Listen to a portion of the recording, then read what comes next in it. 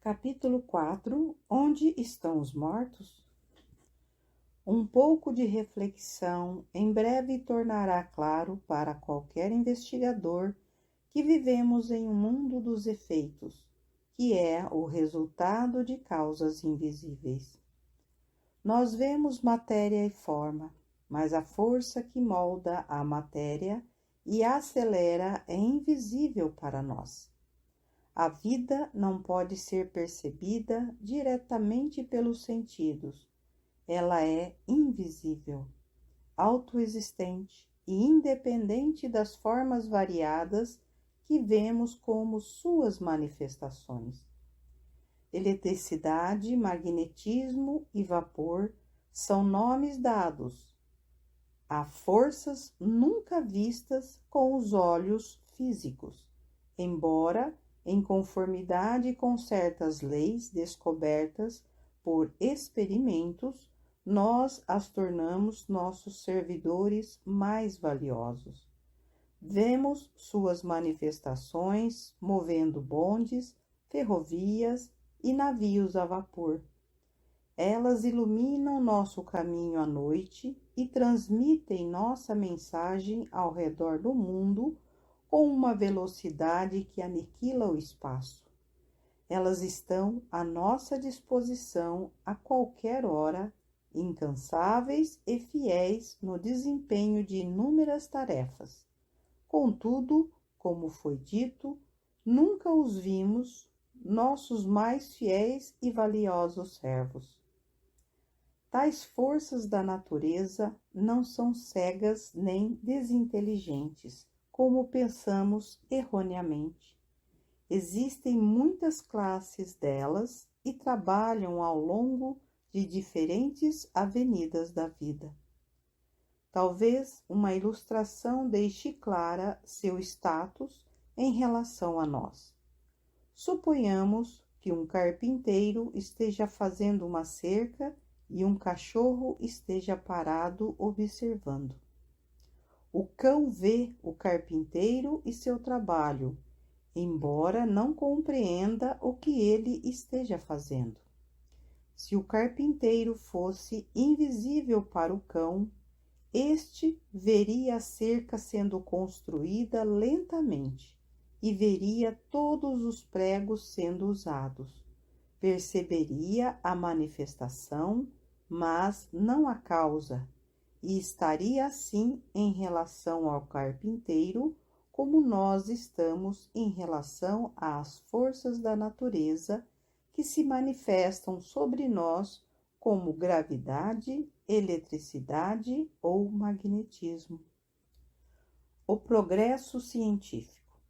Nos últimos séculos, e particularmente nos últimos 60 anos, a ciência deu grandes passos na investigação do mundo em que vivemos, e o resultado foi revelar, em todas as direções, um mundo até então invisível. Com telescópios de poder crescente, os astrônomos têm chegado ao espaço e descoberto cada vez mais mundos. Com admirável engenhosidade, eles colocaram a câmera no telescópio e assim conseguiram fotografar sóis a distâncias tão enormes que seus raios não impressionam nossos olhos e só podem ser capturados por horas de exposição sobre uma sensível placa fotográfica. Na direção do minúsculo, a crescente perfeição do microscópio alcançou resultados semelhantes. Um número que até então era invisível para nós foi descoberto, contendo uma atividade excedente da vida e marcado por uma diversidade de formas dificilmente menos complexa que o mundo que contemplamos apenas com os 5 sentidos. O esforço de fazer tais investigações através da lente ocular de um microscópio é severo e causa imensa pressão nos olhos. No entanto, Também aqui a câmera presta sua ajuda ao ser humano. Com oportunos acessórios mecânicos e a velocidade da luz, ele pode registrar permanentemente os fenômenos microscópicos a uma taxa de, talvez, 70 negativos por segundo. Esses podem ser ampliados e projetados em uma tela como imagens em movimento. Eles podem ser vistos por centenas de pessoas ao mesmo tempo, com conforto e facilidade. Podemos ver como a seiva circula lentamente pelas veias de uma folha ou observar como o sangue corre igual a um moinho através das veias semitransparentes da perna de um sapo. As larvas no queijo parecem tão grandes quanto aos caranguejos cinzentos que serpenteiam aqui e ali em busca de presas. Uma gota de água contém muitas bolas escuras que crescem e explodem, lançando numerosos e minúsculos globos que, por sua vez, expandem-se e difundem seus rebentos. O Dr. Bastian, de Londres, viu inclusive como uma pequena mancha negra na espinha de um ciclope e, há muitos em uma gota de água, se transformou em um parasita que se alimentava do ciclope. Por meio da radiografia, a ciência conseguiu invadir os interiores mais íntimos do corpo denso do ser humano, fotografando seu esqueleto e qualquer substância estranha que possa ser localizada ali. Assim, em muitas direções, um mundo até então invisível se apresentou ao olhar de investigadores persistentes. Quem dirá que o fim foi atingido e que não haja outros mundos no espaço, além daqueles agora fotografados por astrônomos, ou que não haja qualquer vida habitando formas menores que as descobertas pelos melhores microscópicos atuais? Amanhã, algum instrumento pode ser inventado e ir além de todos os dispositivos anteriores, mostrando muito do que hoje está oculto. A infinidade do espaço, do grande e do pequeno, parece estar além de qualquer dúvida e independente da nossa cognição, investigando os mundos invisíveis. Ao examinar as maravilhosas realizações da ciência física, há uma característica que vale a pena observar de maneira especial. Cada nova descoberta foi feita mediante a invenção de dispositivos novos ou do aperfeiçoamento dos dispositivos existentes anteriormente para auxiliar os sentidos físicos. E, por esse motivo, as investigações da ciência foram limitadas ao mundo dos 5 sentidos, o denso mundo físico. Os cientistas lidaram com os elementos químicos, os sólidos, líquidos e gases. Contudo, para além desse campo, eles não têm instrumento capazes de usar, embora sejam forçados a postular uma matéria ainda mais sutil, a qual chamam de éter, porque, sem tal meio mais refinado, eles deduzem ser impossível explicar a luz, a eletricidade e outros fenômenos. Consequentemente, vemos a ciência física indutivamente reconhecer a existência de mundos invisíveis como uma necessidade na economia da natureza. Logo, tanto a ciência física quanto a ocultista concordam nesse ponto e ambas atingem os mundos invisíveis na busca de soluções para os problemas. Elas diferem quanto ao método de investigação e à credibilidade a ser dada à evidência obtida. A ciência material tenta apenas explicar os problemas que sejam insolúveis em uma base puramente física, como a passagem das ondas de luz através do vácuo ou a semelhança das flores da estação atual com a dos verões passados. Em tais casos, a ciência postula prontamente algo invisível e intangível como o éter ou a hereditariedade, orgulhando-se da sua perspicácia e da engenhosidade de suas explicações. A ciência oculta afirma que existe uma causa invisível na raiz de todos os fenômenos visíveis, causa que, quando conhecida, proporciona um conhecimento mais profundo sobre os eventos da vida do que um conceito mecânico possa proporcionar.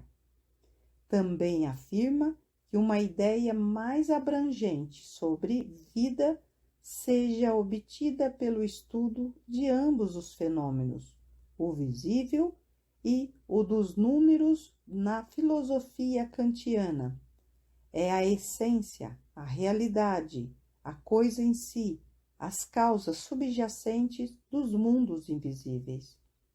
Investiga, portanto, os mundos invisíveis, oferecendo uma solução mais completa e razoável para os problemas da vida do que os meros fatos científicos, derivados apenas da observação de fenômenos físicos, provando hipóteses científicas.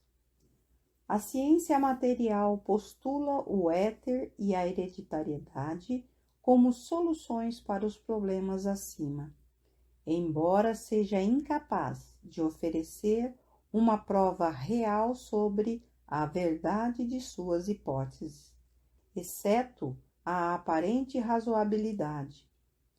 No entanto, quando a ciência oculta emprega métodos semelhantes e declara a existência do espírito, sua imortalidade, sua pré-existência ao nascimento e persistência após a morte, sua independência do corpo ou outras declarações desse tipo, a ciência física zomba dela e fala inconsistentemente de superstição e ignorância. Ela exige provas, embora a evidência oferecida seja pelo menos tão boa quanto a científica sobre a existência do éter, da hereditariedade ou de inúmeras outras ideias que foram promovidas e aceitas implicitamente pela multidão, que, admiravelmente, inclina a cabeça diante de qualquer ditado que seja apoiado pela palavra mágica ciência. Ninguém pode demonstrar a verdade de uma proposição em geometria para uma pessoa não familiarizada com os princípios da matemática. Por razões semelhantes, os fatos dos mundos internos não podem ser provados ao cientista materialista. Se uma pessoa desprovida de conhecimento matemático estudar matemática, facilmente ficará satisfeita com a solução do problema. Quando o cientista físico se preparar para a compreensão de eventos que estejam além dos físicos, ele terá prova e será obrigado a defender até mesmo as teorias que agora combate com superstição. A ciência oculta inicia as investigações justamente no lugar onde a ciência material termina as suas, na porta dos reinos suprafísicos, equivocadamente chamados sobrenaturais. Não há algo sobrenatural ou não natural. nada pode estar fora da natureza, embora possa facilmente haver eventos que estejam além dos físicos, pois o mundo físico é a menor parte da Terra. Ao contrário do cientista da matéria, no entanto, o cientista do oculto não prossegue suas investigações por meio de instrumentos mecânicos, mas por melhorar a si mesmo, cultivando faculdades de percepção que estejam latentes em todo o ser humano e são passíveis de ser despertadas pelo treinamento adequado. As palavras de Cristo, procurai e encontrareis, foram particularmente aplicadas às quantidades espirituais e direcionadas a quem quiser. Tudo depende de nós mesmos. Não há nenhuma coisa atrapalhando e muitos estão ajudando o buscador sincero a achar o conhecimento. A discussão sobre os meios e maneiras de fazê-lo, no entanto, está fora do presente assunto e deve ser deixada para elucidação em ensaios futuros. Por que estudar os mundos invisíveis? Mas dirá alguém, qual é a utilidade de perturbarmos os mundos invisíveis? Nós fomos colocados aqui, neste mundo, diariamente material. O que temos a fazer com os mundos invisíveis? E mesmo que seja verdade que vamos para lá depois da morte, por que não aproveitar um mundo de cada vez? Já basta a cada dia o seu mal. Por que pedir mais emprestado? Certamente, essa visão é a mais míope. Em primeiro lugar, o conhecimento do estado pós-morte eliminaria o medo da morte, que assombra tantas pessoas, mesmo quando elas estão com a saúde mais vigorosa. Mesmo na vida mais descuidada, há momentos em que o pensamento deste salto no escuro, a morte, em que algum momento será dado para nós, diminui a sensação de alegria. Assim, qualquer explicação que ofereça conhecimento definido e confiável sobre esse importante assunto certamente será bem-vinda. Além disso, ao olharmos para nós no mundo, vemos que haja uma lei que deve ser aparente até mesmo aos mais insensíveis, a lei da causalidade. Todos os dias, nosso trabalho e nossa condição depende do que fizemos ou não no dia anterior. É absolutamente impossível nos afastarmos do nosso passado ou começar de novo. Não podemos realizar um ato que não esteja conectado de alguma forma aos anteriores, estando limitado e restringido por condições prévias. E certamente deve parecer razoável imaginar que, qualquer que seja o modo de expressão da vida nos mundos invisíveis, estará, de algum modo, determinado pela nossa vida atual.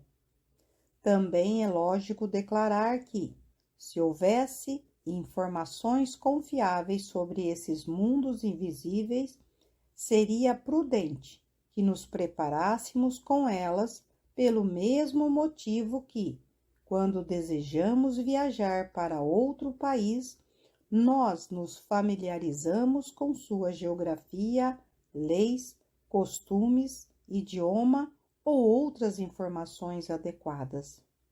Fazemos isso porque sabemos que, quanto mais detalhadamente estivermos preparados com o conhecimento, tanto mais lucraremos com nossa viagem e menos serão os aborrecimentos devido às condições imprevistas. Logicamente, ele deve valer para o estado pós-mortem. Mais uma vez, algum opositor dirá: "Ah, mas esse é justamente o problema.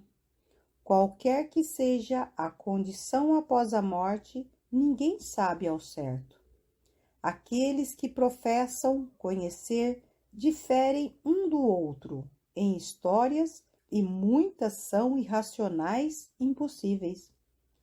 Em primeiro lugar, nenhum ser humano tem o direito moral de afirmar que ninguém saiba, exceto que ele próprio seja onisciente e conheça a extensão do conhecimento de todos aqueles que vivem.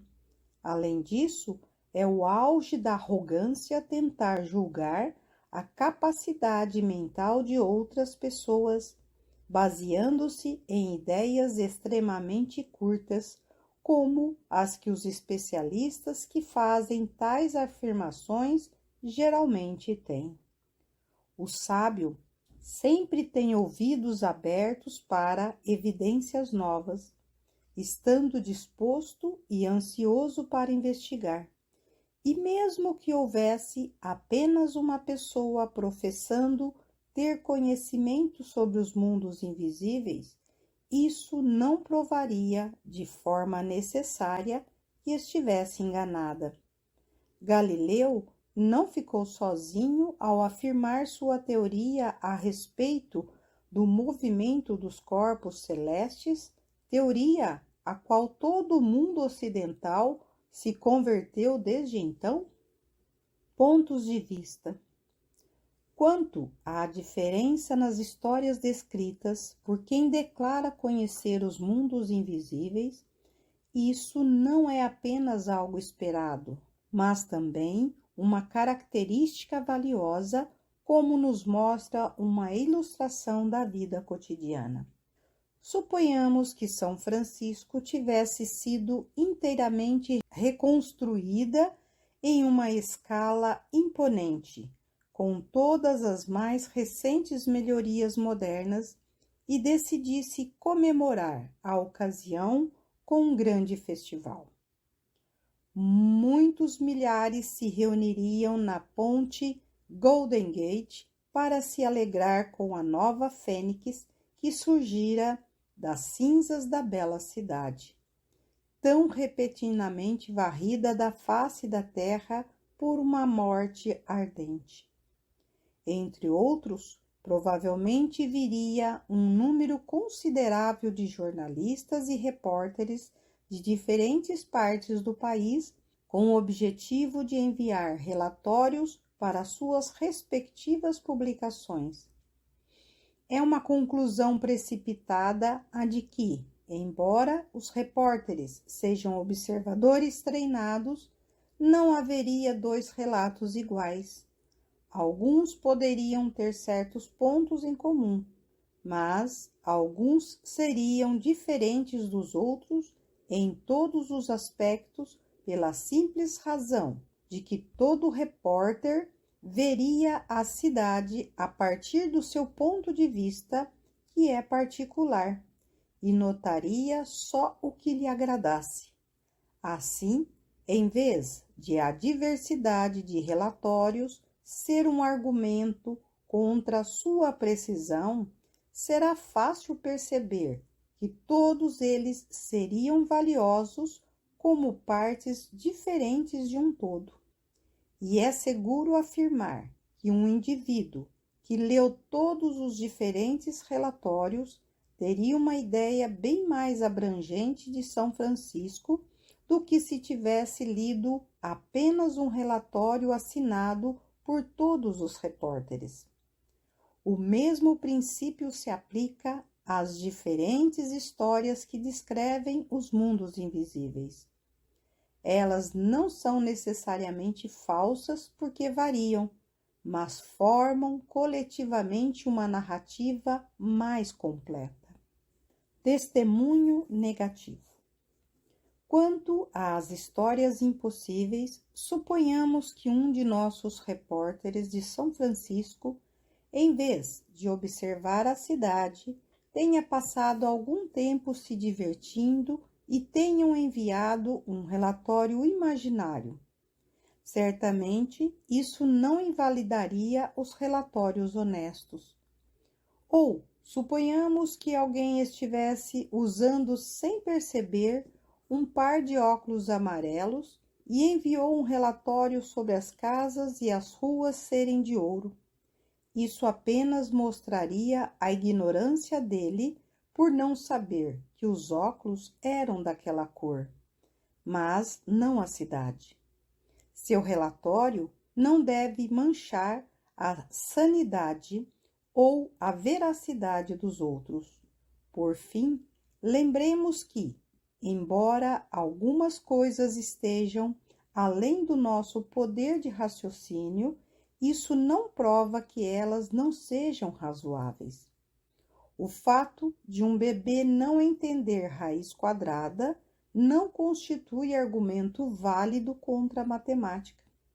Em resumo, nenhum argumento razoável pode ser proposto pelo materialista para provar que os mundos invisíveis não existam, assim como o cego não pode debater com sucesso contra a existência da luz e da cor no mundo ao seu redor.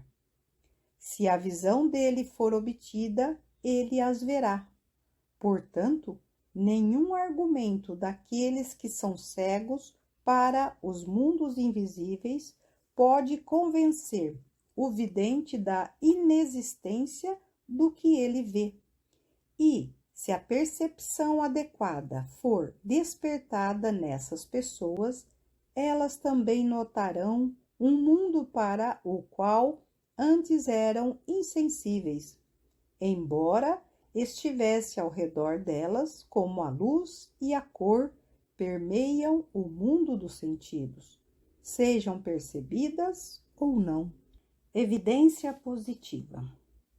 Passando desse testemunho negativo para a existência dos reinos suprafísicos e evidências mais positivas, uma ilustração cotidiana mostrará como a matéria esteja constantemente mudando de estados mais densos para mais refinados na natureza.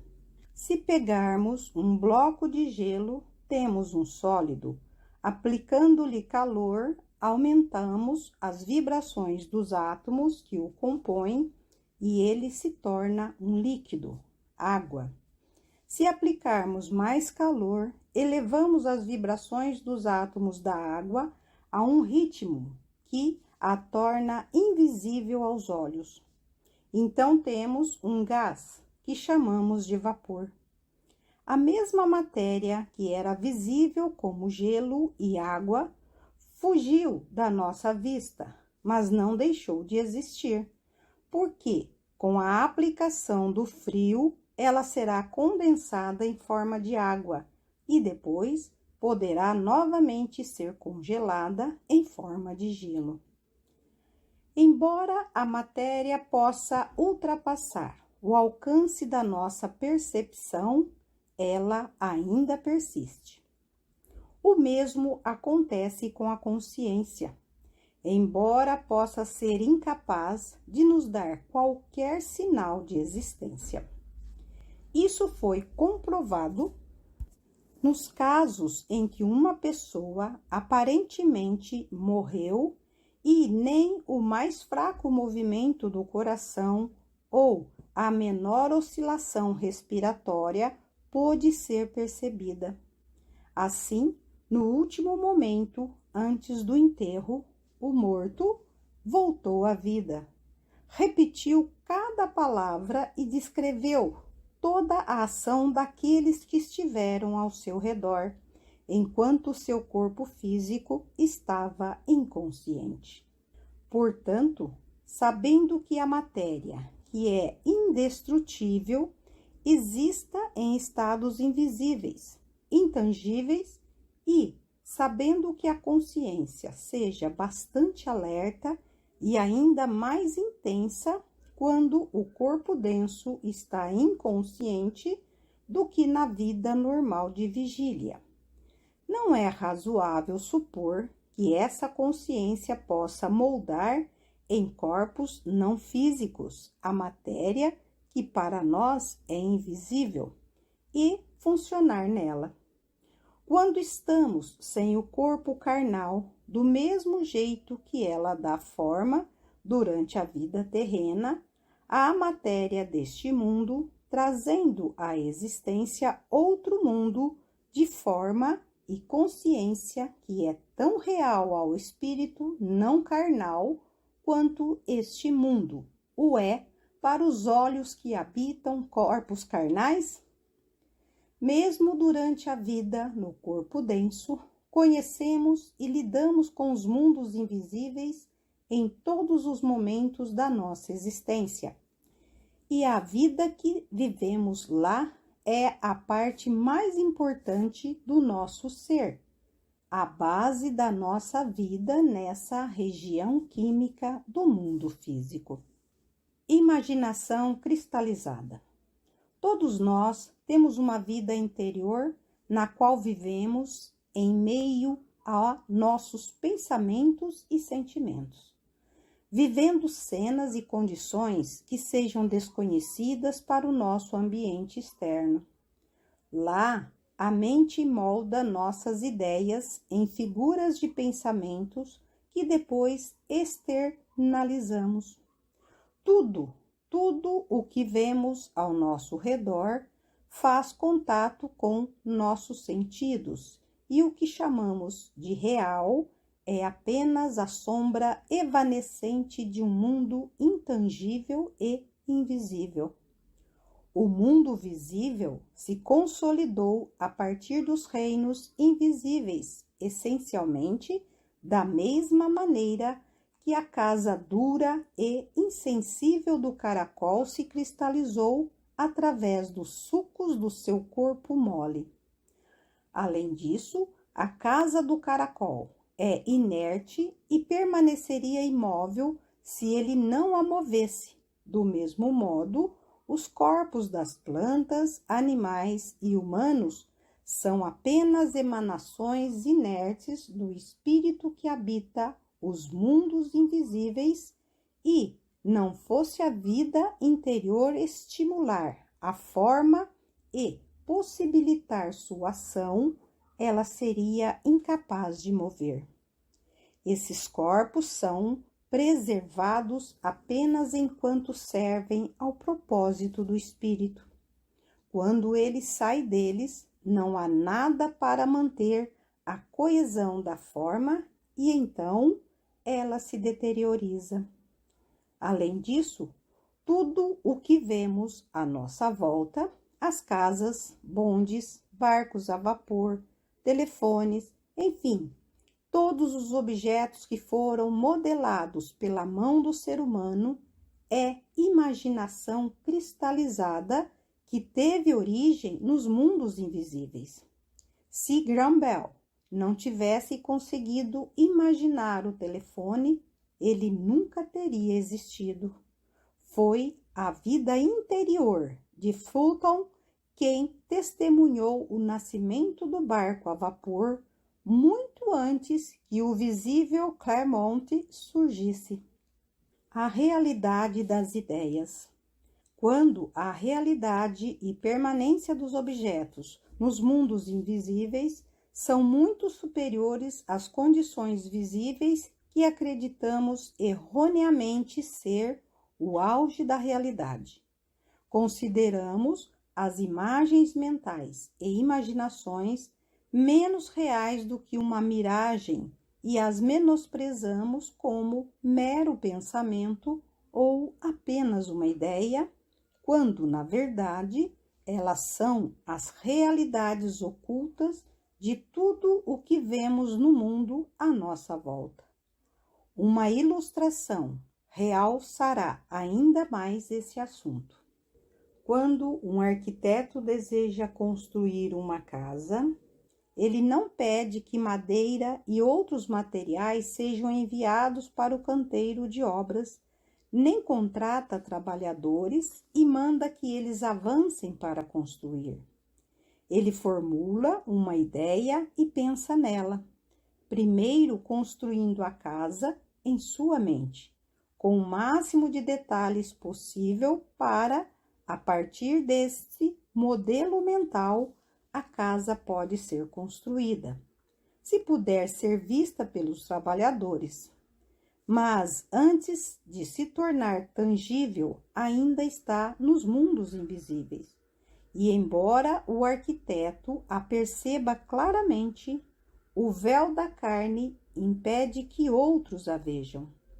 Assim, torna-se necessário trazê-la para o mundo dos sentidos e fazer um projeto visível que os trabalhadores possam seguir. Essa é a primeira consolidação da imagem mental do arquiteto. E quando a casa é construída, vemos em madeira e pedra o que era uma ideia na mente do arquiteto e invisível para nós. Quanto à relativa estabilidade da ideia e da construção, é claro que a casa possa ser destruída por dinamite ou outro elemento poderoso de destruição. Entretanto, a ideia na mente do arquiteto, nem ele a pode destruir. E a partir dessa ideia, uma casa semelhante pode ser construída a qualquer momento, enquanto o arquiteto viver. Mesmo após a sua morte, a ideia pode ser encontrada na memória da natureza, da qual mais será explicado no próximo ensaio, por qualquer pessoa qualificada para essa pesquisa, pois não importa há quanto tempo a impressão foi formada, ela nunca será perdida ou destruída. Embora possamos assim deduzir de modo indutivo a existência dos mundos invisíveis, esse não é o único meio de prova. Há uma abundância de testemunhos diretos para mostrar que esses mundos existam. Depoimentos de homens e mulheres de integridade inquestionável, cuja verdade e exatidão nunca são questionadas em outros assuntos, e que afirmam que os mundos invisíveis sejam habitados por aqueles a quem chamamos de mortos, que esses vivem lá em plena posse de todas as suas faculdades mentais e emocionais, vivendo sob condições que tornam sua vida tão real e proveitosa quanto a nossa, talvez mais. Além disso, é passível de amostra que pelo menos alguns deles tenham interesse considerável nos assuntos do mundo físico. Basta analisar 2 exemplos de fama mundial. Joana d'Arc. Primeiro, ao depoimento de Joana d'Arc, a criada de Orleans, que ouvia vozes que falaram com ela e a dirigiram. Vamos considerar a história da sua vida e ver se ela aguenta o selo da verdade. Aqui temos uma camponesa simples, pura e pouco sofisticada, pouco mais que uma criança que nunca havia saído de sua aldeia natal antes de seguir sua missão. Ela era extremamente tímida e tinha medo de desobedecer ao pai, mas as vozes imperiosas a levaram a enfrentar o descontentamento dele e ela partiu para encontrar o rei da França. Depois de muitos problemas, mas constantemente guiada pelas vozes, ela finalmente conseguiu uma audiência com o rei. Quando ela entrou onde o rei estava, ele estava no meio de seus cortesãos. Um fantoche estava sentado no trono e todos esperavam vê-la desconcertada, pois nunca tinha visto o rei. Contudo, guiada pelas vozes fiéis, Joana d'Arc caminhou sem hesitar até ele e o saudou. Ela o convenceu da verdade de sua missão, sussurrando em seu ouvido um segredo extremamente importante conhecido apenas por ele. Em consequência dessa prova, o comando do exército francês foi retirado das mãos de generais experientes que haviam sido derrotados pelos ingleses em todas as batalhas e colocado nas dessa criança que não sabia coisa alguma sobre a arte da guerra. No entanto, ensinada pelos invisíveis que a estimulavam, levou as tropas francesas à vitória. Seu conhecimento de táticas militares era uma maravilha constante para seus acompanhantes e, por si só, uma amostra da orientação que ela alegava receber.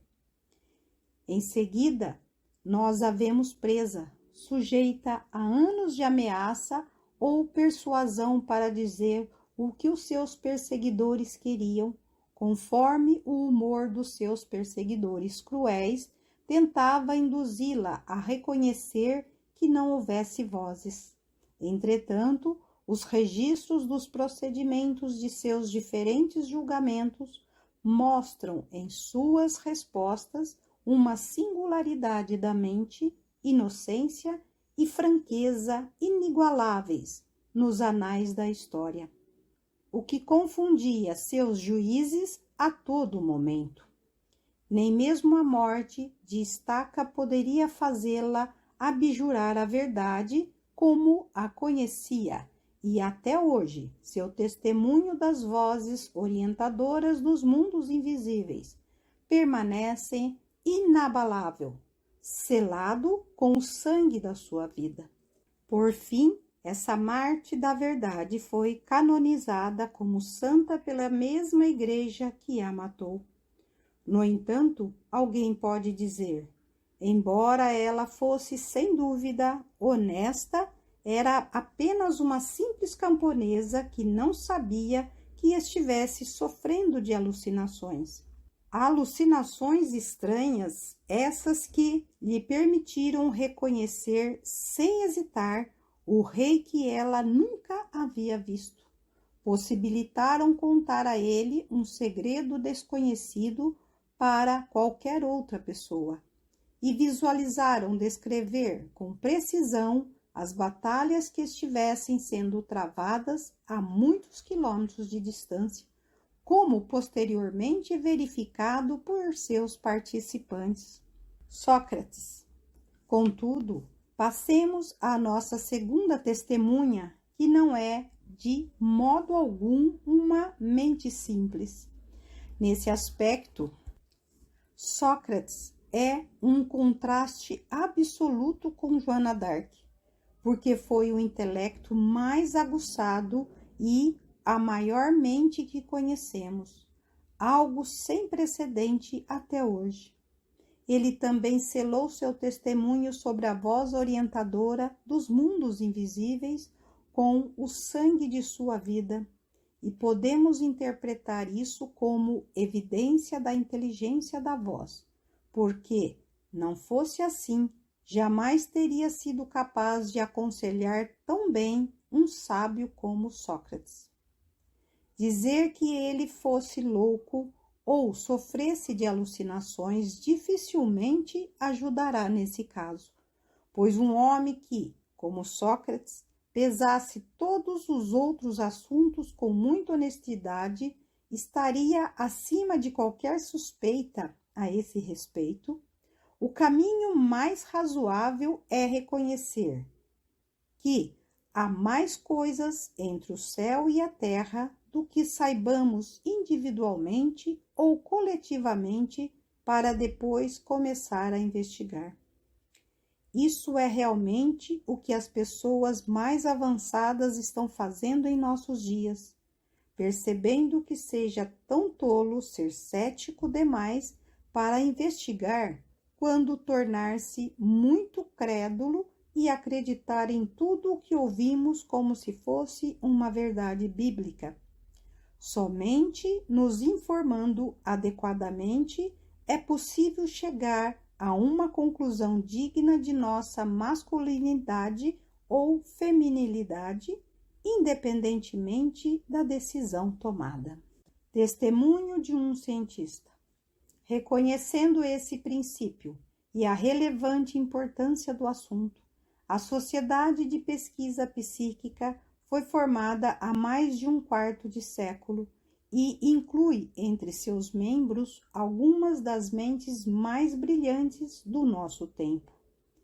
Eles não pouparam esforços para separar a verdade do erro nos muitos milhares de casos trazidos à sua atenção. E, como resultado, descobrimos que um dos cientistas mais valiosos de nosso tempo, Sir Oliver Lodge, como presidente da sociedade, ofereceu ao mundo, há vários anos, essa afirmação: a existência de mundos invisíveis, habitados pelos chamados mortos, e seu poder de se comunicar com esse mundo foram confirmadas, além de qualquer acaso, em tantos casos que não deixam espaço para dúvida. Esse testemunho de um dos maiores cientistas modernos, alguém que trouxe para seus estudos psíquicos a mente aguçada pela ciência e bem protegida contra qualquer forma de engano, deveria exigir o mais alto respeito por parte de todos os que estão buscando a verdade. A morte não existe. Tendo assim apresentado evidências indutivas, dedutivas e diretas, podemos acrescentar que a existência de outro mundo, intangível para os 5 sentidos, mas prontamente investigado por meio de um 6º sentido, seja um fato da natureza, quer o reconheçamos ou não, do mesmo jeito que a luz e a cor existem em torno do cego e do que não é cego. É prejuízo para o cego não poder enxergar a luz e cor ao seu redor. É nosso se formos cegos para os reinos suprafísicos, mas para todos os que se esforçam para despertar suas faculdades latentes, a abertura da percepção adequada é apenas uma questão de tempo. Quando chegar a hora, veremos que os chamados mortos estão todos ao nosso lado e que, de fato, não existe morte, como nos diz o belo poema de John McCready, a seguir. A morte não existe. Não há morte. As estrelas caem para subir em outra margem, e brilhantes na coroa de joias do céu, elas brilham para sempre. Não há morte. As folhas da floresta convertem à vida o ar invisível. As rochas se desorganizam para alimentar o musgo faminto que elas nutrem. Não há morte. O pó que pisamos deve se tornar sob os chuveiros de verão grãos dourados ou frutos maduros ou flores pintadas de arco-íris. Não há morte. As folhas podem cair, as folhas podem murchar e desaparecer. Elas apenas aguardam as horas de inverno, o hálito doce e quente de maio. Não há morte. Embora lamentemos, quando belas formas familiares que aprendemos a amar são arrancadas dos nossos braços que abraçam. A luz além da morte. Embora com o coração curvado e quebrado, com traje de luto e passo silencioso, nós carregamos seu pó sem sentido para descansar, e dizemos que eles estejam mortos. Eles não estão mortos. Eles passaram para além das brumas que nos cegam aqui, a vida nova e maior daquela esfera serena. Eles deixaram cair sua túnica de barro para colocar uma roupa brilhante. Eles não vagaram para longe. Eles não estão perdidos ou desaparecidos. Embora invisível aos olhos dos mortais, eles ainda estão aqui e ainda nos amam. Os queridos que deixaram para trás, eles nunca esquecem. Às vezes, sobre nossa testa febril, sentimos o toque deles, um sopro de bálsamo. Nosso espírito os vê e nossos corações ficam confortados e calmos.